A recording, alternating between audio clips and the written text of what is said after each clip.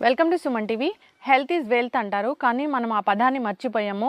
Wealth is our life అన్నట్లుగా జీవిస్తూ ఉన్నాము. అయితే మనము ఎటువంటి మార్పులు చేసుకుంటే ఆరోగ్యంగా ఉంటాము, మనం చేసిన తప్పుల్ని ఎలా కరెక్ట్ చేసుకోవాలి, మన జీవన విధానంలో రావాల్సిన మార్పులు ఏంటి, సో వివరాలు తెలుసుకుందాం. ఈరోజు మనతో పాటు ఉన్నారు Shantha biotech founder doctor Varaprasad Reddy గారు.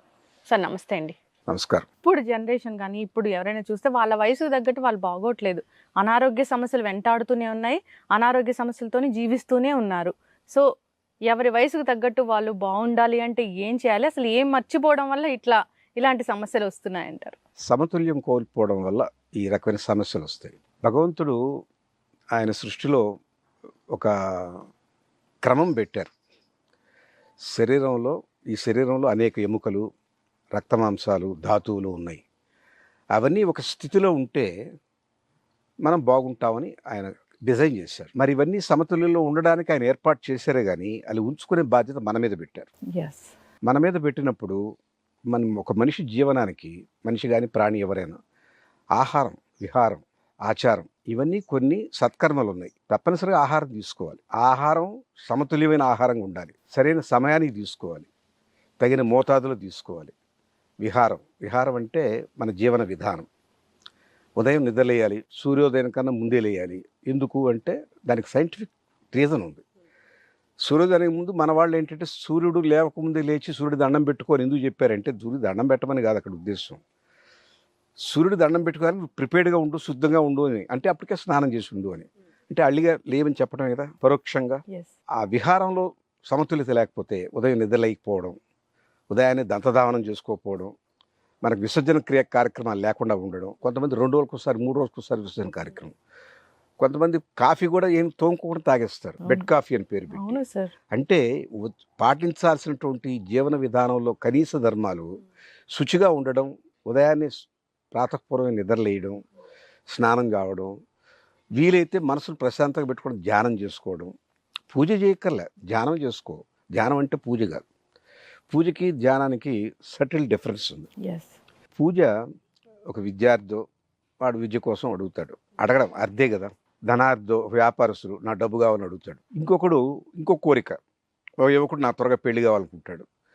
ఒక ఆవిడ పెళ్ళి అయిన ఆవిడ నా పిల్లల సంతానం కావాలి, ఏదో ఒక కోరికతో. అది పూజ. పూజలో దేవుణ్ణి మనం పలకరిస్తాం, స్తోత్రంతోనో, ఒక శ్లోకంతోనో, ఒక కీర్తనతోనో పలకరిస్తాం. అంటే మనం మాట్లాడుతున్నాం. ధ్యానం మనం వింటాం, మనం మాట్లాడం. అంటే ఏంటంటే ఆ ప్రశాంతంగా మనసు పెట్టుకుంటే లోపల అంతరాత్మ నిద్రలేచి మనకు దిశానిర్దేశం చేస్తుంది. నువ్వు ఇవాళ ఈ తప్పు చేసావు, రేపు ఇట్లా చేయొద్దు, రేపు ఈ ప్రశాంతంగా గడుపు, దాని వెంట పడకు, ఆ కోరిక పెంచుకోకు.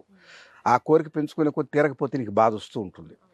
ఈ సంవత్సరం టర్నోవర్ 100 కోట్లు దాటాలని పెట్టుకున్నావు అనుకో, ఆ టార్గెట్ కోసం పరిగిస్తావు, అలసిపోతావు. అది రాకపోతే నిస్సారం అయిపోతావు.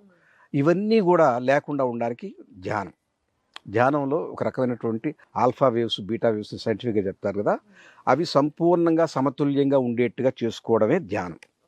సో ఇవన్నీ మన జీవన విధానంలో హైందవంలో చెప్పారు, వేదాల్లో చెప్పారు. వేదం అనేది ఏంటంటే జీవన విధానమే, అది మతం కాదు. అన్ఫార్చునేట్గా ఇవాళ సెక్యులరిజం వచ్చి అది హైందవ మతం అని పేరు పెట్టేశారు. కానీ ఆహారము, విహారము, వీటికి సంబంధించినటువంటి అన్ని విషయాలు వేదాలు చెప్తున్నారు. ఆ ధర్మం పాటిస్తే అందరూ ఆరోగ్యంగా ఉండగలరు. అవి పాటించినప్పుడు సహజంగానే సమతుల్యం కోల్పోతారు. అవి ఏ రకంగా ట్రాన్స్లేట్ అవుతాయో చెప్తాను. ఆరోగ్యానికి వాత, పిత్త, కఫాలు ధర్మాలు ఉన్నాయి. ఆ దోషాలు సమతుల్యం లేకపోతే ఏదో సమస్య వస్తుంది. బీపీ పెరగడమో, షుగర్ పెరగడమో ఏదో వస్తాయి. అవి సరి చేసుకుంటే అయిపోతుంది. అవి సరి చేసుకునే మార్గం చూడడం మనం వెంటనే ఒక ట్యాబ్లెట్ కొనేసుకుంటాం. ట్యాబ్లెట్ అది సరి చేయడానికి కాదు, దాన్ని కప్పెట్టడానికే. నేను అర్థం చేసుకోవాలి. నాకు తలనొప్పి వచ్చింది, తలనొప్పి వచ్చినప్పుడు అమృతాంజనం పూసుకుంటాం. అమృతాంజనం ఏం చేస్తుంది? తలనొప్పి కారణమైన దాన్ని, ఆ తలనొప్పి మీకు ఎందుకు వచ్చింది అంటే ఏదో ఆందోళన ఉంది లోపల, లేదా లోపలికి ఇన్ఫెక్షన్ ఉంది. దానికి అడ్రస్ చేయకుండా ఈ నొప్పి ఒక సంకేతంగా బ్రెయిన్కి వెళ్తుంది. ఆ సంకేతంగా బ్రెయిన్కి వెళ్ళేటువంటి సంకేతాన్ని అడ్డుకుంటుంది అమృతాంజనం. ఒక మిరపకాయ పొడి అవన్నీ కలిపేది చేస్తారు వాళ్ళు. ఈ మంటకి ఆ సంకేతం దెబ్బతిని బ్రెయిన్ దాకా వెళ్ళదు, ఈ మంట మీదనే దృష్టి పడిపోతుంది. అది నొప్పి తగ్గినట్టుగా అనుకుంటాం. అంటే ఏమిటి? ఆ రోగానికి కారణమైన దాన్ని పరిశీలించకుండా ఆ సిమ్టమ్ని తొక్కేస్తున్నాం. అవునండి. అది కరెక్ట్ కాదు. Yes. సో మన జీవన విధానంలో మార్పు రావాల్సింది ఏంటంటే, మనకి ఏదైనా ఆహారంలో Mm. సాత్వికాహారం ఉంది, రాజసాహారం ఉంది, Mm. తామసాహారం ఉంది. సాత్వికంగా తీసుకునే ఆహారం చాలా తక్కువ మోతాదులో కారం, పులుపు, ఉప్పు అన్ని రుచులు ఉండాలి జీవితంలో. షడ్రుచులు మనకున్నాయి. మన ఆహారం ముఖ్యంగా తెలుగు వాళ్ళ ఆహారం దీని మీద పెద్ద గ్రంథాలే రాయొచ్చు. Mm. ఈ మన ఆహారంలో తీపి, పులుపు, వగరు, కారం, చేదు అనేక రకాల రుచులు ఉన్నాయి. ఈ రుచులన్నిటి సమతుల్యంగా తీసుకోవాలి. అయితే ఏ వేళలో ఏది తీసుకోవాలో కూడా చెప్పారు. Mm. అన్ని వేళలో మీరు ఘాటైనటువంటి మసాలాలతో రాత్రిపూట తీసుకోకూడదు. అది ఆ జీవన ప్రక్రియకి చాలా విరోధం చేస్తుంది. మార్నింగ్ తీసుకునే ఆహారం కూడా చాలా అవసరమైన కార్బోహైడ్రేట్స్ తీసుకోవాలి. Mm. ప్రోటీన్ తీసుకోకూడదు. అర్లీ మార్నింగ్ బ్రెయిన్కి కావాల్సిన శక్తి. ఉదయం లేచి ఆలోచన చేయాలి, ఇవాళ ఏం చేయాలి, నేను ఒక ప్రణాళిక ఉంటుంది. Mm. నా జీవనం విధానంలో ఇవాళ నేను చేయదగ్గ పనులు ఇవన్నీ ఆలోచించే శక్తి కావాలి. బ్రెయిన్కి శక్తి ఎక్కడి నుంచి వస్తుందంటే పిండి పదార్థం నుంచి వస్తుంది. Okay. అంటే మన వరి అన్నం, Mm.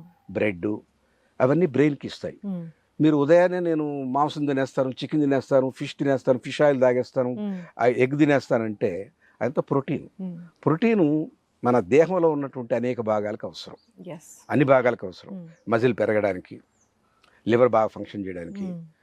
కిడ్నీస్ బాగుండడానికి వాటి ప్రోటీన్ కావాలి. మరి దీనికో పిండి పదార్థం కావాలి. Mm. ఉదయం తీసుకోవాల్సింది పిండి పదార్థం, మధ్యాహ్నం తీసుకోవాల్సింది ఏదైనా ప్రోటీన్ కానీ ఏదైనా తగు మోతాదులో.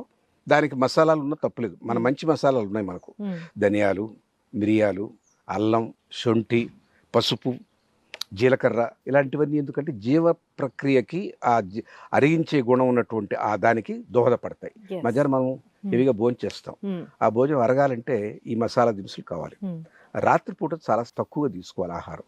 దానికి సాత్విక ఆహారం తీసుకోవాలి. అయితే వర్ణాశ్రమ ధర్మంలో బ్రాహ్మలు బాగా వేదాలు చదివి అందరికీ ఎడ్యుకేట్ చేయాలి, వాళ్ళు సమాజానికి హితబోధ చేయాలి Mm. అని నిర్ణయించుకున్నప్పుడు వాళ్ళకి ఎక్కువగా వల్లె వేయడం, Mm. ధారణ శక్తి కావాలి.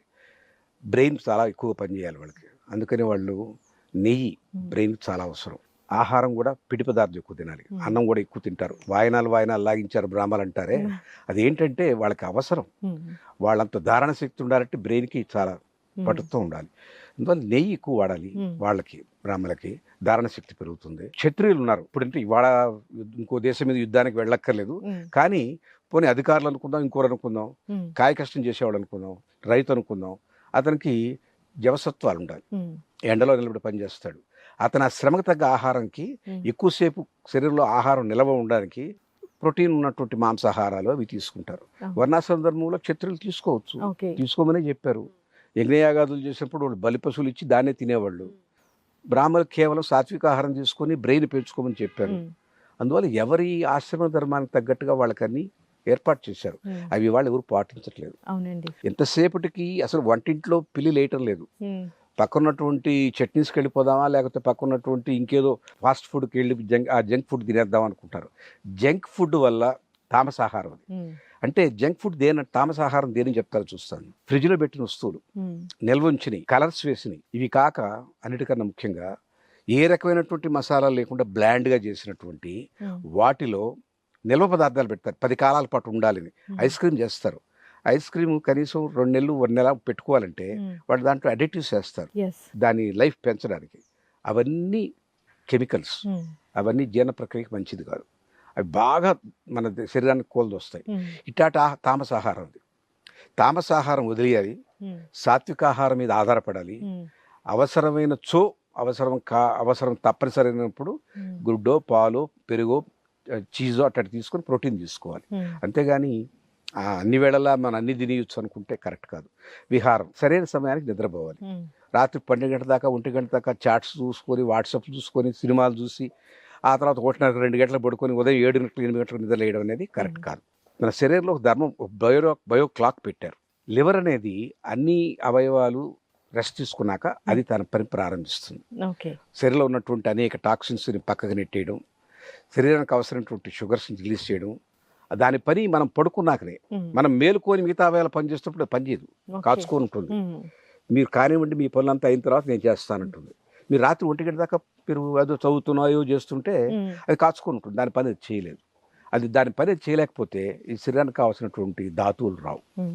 అందువల్ల విహారంలో ఏ వేళకు నిద్రపోవడం, తర్వాత అనేక మనం చేసే కార్యక్రమాల్లో హింసతో కూడిన కార్యక్రమాలు చేయకుండా ఉండడం. హింసతో కూడిన చేస్తే మీకు తెలియకుండానే మీ బాడీలో దాని రియాక్షన్స్ వస్తాయి, మనసు ఖేద పడుతుంది. ఎంత క్రూరాత్ముడు కూడా ఒక హత్య చేసేటప్పుడు మనసులో నలుగుతాడు. నేను ఎందుకు చేయాల్సి వచ్చింది, కర్మ అనుకొని చేస్తాడు. వాడు ఆత్మప్రబోధం ఉంటుంది కదా, ఆత్మప్రబోధం ప్రకారం బాధపడతాడు. కానీ చేయాల్సిన పని ఉంది కాబట్టి అవసరం కొద్ది చేస్తాడు. ఇలాంటి పనులకి ఆ విహారంలో భాగాలు ఏంటంటే సాత్వికంగా ఉండడం, సత్యం చెప్పడం. ఒక అబద్ధం చెప్పడానికి మనిషి ఎంత మదన పడతాడో మీకు తెలియదు. తెలియకుండానే నేను అపరాధ భావం వచ్చేస్తుంది. నేను సత్యం చెప్పుంటే ఇంత ఈజీగా ఉండేది, ఈ అబద్ధం చెప్పాల్సి వచ్చింది. దీన్ని మళ్ళీ అబద్ధాన్ని కాపాడుకోవడానికి మళ్ళీ రెండో రోజు కూడా అది గుర్తుపెట్టుకొని ఏ అబద్ధం చెప్పాను గుర్తుపెట్టుకొని చెప్పాల్సి వస్తుంది. ఇవన్నీ మదన పడతాడు. అంటే మీ విహారంలో పక్క మార్గం పట్టారంటే దాన్ని తప్పనిసరిగా దాని ఫలితం మీ శరీరమే ఉంటుంది. అందుకని ఆరోగ్యాలు పోతాయి. రెండోది, ఒక మనిషిని చూసి ఇంకో మనిషి ద్వేషం, ఈర్ష్య, అసూయ, వీటన్నిటి ద్వారా మన శరీరం నాశనం అయిపోతుంది. కోపం తాత్కాలికంగా రావచ్చు, కానీ ఆ కోపం క్రోధంగా మారేది ఎప్పుడంటే ఆ కోపాన్ని ఎక్స్టెండ్ చేస్తూ పోయినప్పుడు. ఏదో తప్పు చేశాడు ఇంట్లో పనివాడే అనుకోండి, నువ్వు ఎప్పుడు ఇంతేరా అని చెప్పని వాడు తిడుతూ ఉండడం రోజు పొగలంతా. ఒక్క తప్పుకి వాడి మీద ఒక అభిప్రాయం ఏర్పరచుకుని వాడు కనపడ్డప్పుడు తిట్టడం, ఆ కోపం పెంచుకుని వదలడు. ఆ కోపం వాడికి నష్టం లేదు, వాడి మనసు బాధపడుతుంది అనుకోండి, కానీ మనకు చాలా నష్టం. తన కోపమే తన శత్రువు, తన శాంతమే తనకు రక్ష, దయ చుట్టంబవు. దయ ఉండాలి, కోపం లేకుండా ఉండాలి, క్షమించే గుణం ఉండాలి, ఇది దైవీ గుణాలు. ఇవన్నీ మనకు మన వేదంలో చెప్పినయే. అవన్నీ పాటించడం లేదు. వేదం అనే మీద నమ్మకం లేదు. పోనీ వేదం చదివే శక్తి మన సంస్కృతం లేదు కాబట్టి ఎవరన్నా ఒక మంచి మాట చెప్తే విందామనే ఉద్దేశం లేదు. మన విద్యా విధానంలో ఇట్లాంటివన్నీ ఉన్నాయని చెప్పే దిక్కు లేదు, అలాంటి గురువులు లేరు, అలాంటి పాఠ్యాంశాలు లేవు. మన విద్యా విధానంలో కేవలం మ్యాథ్స్, ఫిజిక్స్, సైన్స్, కెమిస్ట్రీ, డాక్టరో, ఇంజనీరో, లాయరో కాడానికి పనికొచ్చాయి. కానీ ఒక మనిషి సమగ్రంగా జీవితాన్ని కొనసాగించే పద్ధతిలో తన ఆహారం గురించి తెలియదు, తన జీవన విధానం గురించి తెలియదు, మన ధర్మం ఏంటో తెలియదు, మనసును ప్రశాంతంగా పెట్టుకుంటే ఎన్ని ఉపయోగాలు ఉన్నాయో తెలియదు, ప్రశాంతం కోసం ధ్యానం అనే ఒక మార్గం ఉందని తెలియదు. ఇవన్నీ చెప్పేవాడు ఎవరమ్మా? అందువల్ల మన విద్య మనకు మళ్ళీ తిరిగి వస్తే, మన ఆచారం, మన వాంగ్మయం చదవగలిగే పరిస్థితి వస్తే ప్రతి ఒక్కరూ ఆ రకమైన ఆహారం తీసుకుంటారు, ఆ రకమైన విహారాదులు పాటిస్తారు. ఈవెన్ ఆహార్యం, మనం వేసుకునే బట్టలు కూడా చలి దేశాల్లో వాళ్ళకి జర్కిన్స్ అవసరం, చలి దేశాల్లో వాళ్ళకి మంకీ క్యాప్లు అవసరం, చలి దేశాల్లో వాళ్ళు గడ్డం పెంచుకోవాల్సిన అవసరం ఉంది. మన దేశంలో అవసరం ఉందా? లేదు. చలి లేదు ఇక్కడ, సమశీతోష్ణ పరిస్థితి. ఇక్కడ జర్కిన్లు వేసుకుని తిరగడం ఎందుకమ్మా? నూలు బట్టలు ఉన్నాయి కదా, అవి వేసుకోరు. అక్కడి నుంచి ఏది ఇంపోర్ట్ అయితే అదే వేసుకుంటారు. వాళ్ళు మన షాపులంతా వాళ్ళ వస్తువులు అమ్ముతున్నారు. మన ఖాదీ వస్తువులు అమ్మేవాడు 4 షాపులు 5 షాపులు. అవే షాపులు ఎన్ని? అన్ని షాపులు అవే. ఆకాశం ఉండ నక్షత్రాలు ఒకటే, చంద్రుడు. ఖాదీ బాండార్ ఒక దగ్గర 2 దగ్గరలో ఉంటుంది, ఇంకెక్కడ ఏమి ఉండదు. కనుక మనదైనటువంటి ధర్మం మనం పాటిస్తే స్వధర్మం ఉంటాం. దాన్ని స్వధర్మం అంటే కేవలం ఆ ధర్మం మనం నమ్మిన మతం, మనం నమ్మిన దేవుడిని కాదు. మన ఆహారం, మన విహారం, మన ఆచారం, మన పద్ధతి, మన సంస్కృతి, మన భాష, ఇన్ని మన స్వధర్మం. ఇక్కడ ఉన్న నేను ఈ ప్రాంతంలో పండిన పండు కానీ, ఇక్కడ పండిన ధాన్యం కానీ, ఇక్కడ దొరికే వస్తువు కానీ తీసుకోవాలి. నేను చైనా నుంచి ఇంపోర్ట్ చేసిన యాపిల్స్ తింటానంటే ఆ నేల వేరు, ఆ తీరు వేరు, అక్కడ ఆ మనసులకు సంబంధించినటువంటి అయ్యే వచ్చుంటాయి. ఆ డిఎన్ఏ దాన్ని యాక్సెప్ట్ చేస్తుంది, మన డిఎన్ఏ దాన్ని యాక్సెప్ట్ చేయదు. మనం ఇవాళ ఏదో కొత్త రకం ధాన్యం క్వినోవా వాళ్ళు సౌత్ అమెరికాలో పండించుకున్నారు, వాళ్ళకి వరి పండదు కాబట్టి. పండుతుందేమో నాకు తెలియదు, కానీ క్వినోవాని తీసుకొచ్చి మనం తింటే ఆరోగ్యం బాగుంటుంది అనుకోవడం పొరపాటు. కొన్ని తరాలు అలవాటు పడితే తప్ప మన డిఎన్ఏ దాన్ని యాక్సెప్ట్ చేయదు. దాన్ని అరిగించుకోవడానికి చాలా అవస్థపడుతుంది. మన వరన్నమే మనకు శ్రేయస్సు, మనదైన ఆహారం, మన పూర్వీకులు ఏం తిన్నారో మనం అదే తింటే మంచిది. ఈ శరీరం అలవాటు పడి ఉంటుంది. మనం తిన్న ఆహారం బట్టి ఆహారం మనంగా మారిపోయి ఉంటుంది, మనలో డిఎన్ఏగా ఉంటుంది. అది ఆ డిఎన్ఏ ఉన్నప్పుడు మనం తిన్న వరి దాన్ని యాక్సెప్ట్ చేస్తుంది. వేరే రకం డిఎన్ఏ వస్తే కుస్తీ పడుతుంది, అవస్థ పడుతుంది. కొన్ని తరాలు దానితో సంప్రదించుకొని దాంతో సంఘర్షణ పడి సయోధ్యకు వచ్చి అరగడం మొదలెట్టేదానికి 2-3 తరాలు 4 తరాలు పడుతుంది సైంటిఫిక్గా చెప్పారు. మరి మనం క్వినోవా తెచ్చేసుకొని తినేద్దాం, మలేషియా నుంచి యాపిల్స్ కొని తినేద్దాం, డేట్స్ అక్కడి నుంచి తీసుకొచ్చుకొని, ఎక్కడి నుంచి? మన అరబ్ కంట్రీస్ నుంచి. కరెక్ట్ కాదు. మన ప్రాంతంలో ఏం పండుతుందో అది తినడమే ముఖ్యం.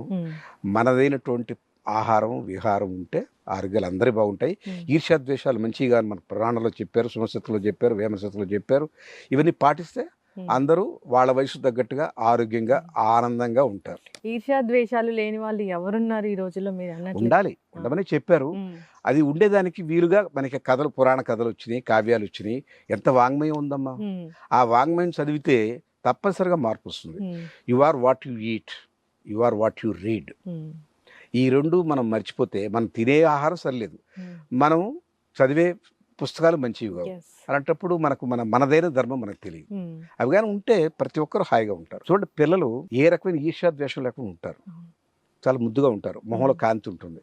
పెరిగిన తర్వాత వాళ్ళలో ఇది నా బలపం, ఇది నా సంచి అని పీక్కోవడం మొదలెట్టాక వాళ్ళ మొహంలో మార్పు, ఆ సున్నితత్వం పోతుంది. అదే చిన్న రుజువు మీకు. అది వయసు వచ్చే కొంది కంపారిజన్స్, పోటీతత్వం. మా పక్కింటి ఆయన నేను అంతస్తుల మేడ కట్టాడు, నేను ఎప్పుడు కడతాను ఆలోచన.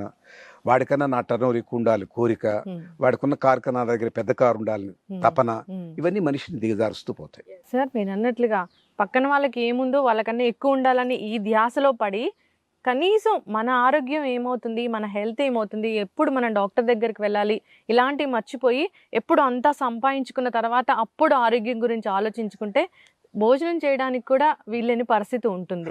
హెల్త్ కష్టపడి డబ్బు సంపాదించే తిండి తినడానికే, మౌలిక సదుపాయాల కోసం కదా. ప్రతి ఒక్క ప్రాణి తన ఆహారం ఎవరి మీద ఆధారపడకుండా తెచ్చుకోవాలి. తనకంటూ ఒక గూడు ఉండాలి, తనకు ఆహారం ఉండాలి, తన సంసారాన్ని పోషించుకునే శక్తి ఉండాలి. దానికోసం తపనబడి సంపాదిస్తాడు. కానీ ఆ టైంలో ఆరోగ్యాన్ని విస్మరిస్తాడు. డబ్బంతా వచ్చి చేరుతుంది, అనారోగ్యం ఉంది, మళ్ళీ ఈ డబ్బంతా తిరిగి దానికే ఖర్చు పెట్టి ఆరోగ్యం కొనుక్కుంటాడు. అది నిజంగా ఆరోగ్యం కొనుక్కోవడం కాదు, అనారోగ్యాన్ని కప్పెట్టుకుంటాడు. ఒక దుప్పటేసి కప్పేస్తాడు.